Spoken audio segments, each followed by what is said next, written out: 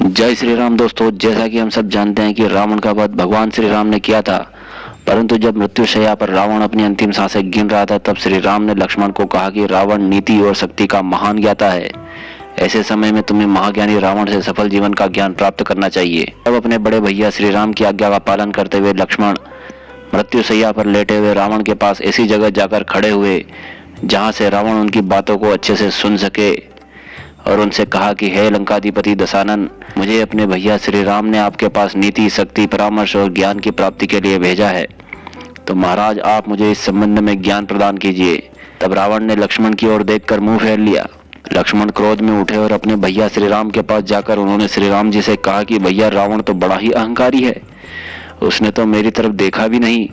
तब श्री राम जी ने कहा कि रावण परम ज्ञानी है, तुम्हें उनके पास एक शिष्य की भांति उनके चरणों की ओर खड़े रहकर विनम्र भाव से ज्ञान प्राप्त करने के लिए याचना करनी चाहिए, क्योंकि ज्ञान देने वाले गुरु का शिष्य को हमेशा ही सम्मान करना चाहिए। और पूछा कि तुम खड़े कहाँ थे लक्ष्मण? लक्ष्मण जी बोले कि भैया मैं उनके पास, उनके निकट, उनके सिरहाने ऐसी जगह पर खड़ा था जहाँ से वह मेरी बातों को सुन सके।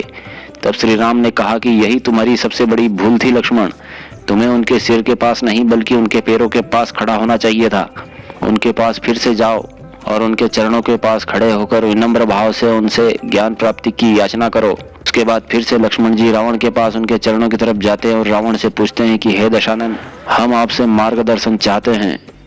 तब रावण कहता है कि हे लक्ष्मण, मैं आपको उचित अनुचित के बारे में क्या बताऊं, आपके साथ तो सर्वज्ञ सर्वशक्तिमान परमेश्वर है, फिर भी मैं आपको जो भी मेरे पास ज्ञान है उसके बारे में बताता हूँ। रावण ने लक्ष्मण को सबसे पहले यह बात बताई कि शुभ कार्य को जितना जल्दी हो सके उतना जल्दी कर लेना चाहिए, उसके लिए ज्यादा इंतजार नहीं करना चाहिए, वरना जीवन कब समाप्त हो जाए पता नहीं चलता, और अशुभ कार्य को जितना टाला जाए उतना अच्छा है लक्ष्मण, जब रोती बिलखती हुई शूर्पणखा मेरे पास आई थी तब मैंने बिना विचार किए अपने अहंकार के वश में आकर यह सोच लिया था कि सीता का हरण करके इस अपमान का बदला मैं अवश्य लूंगा, और जिसकी सजा मुझे आज मिल रही है।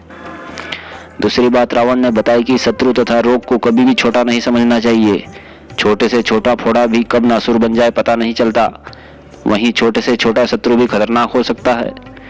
रावण ने राम, लक्ष्मण और वानर सेना को तुच्छ समझा था, यही उसकी मृत्यु का कारण बना था। तीसरी बात रावण ने लक्ष्मण को बताया कि अपने निज रहस्यों को जहाँ तक संभव हो सके गुप्त ही रखना चाहिए, उसे किसी भी व्यक्ति को बताना नहीं चाहिए, चाहे वह आपका कितना ही प्रिय क्यों न हो।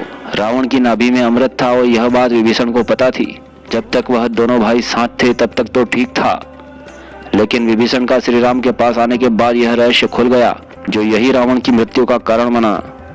हालांकि भगवान श्री राम तो अंतर्यामी थे, वह चाहते तो रावण को मारने में इतना समय भी न लगाते, वे तो बस अपनी लीलाएं कर रहे थे।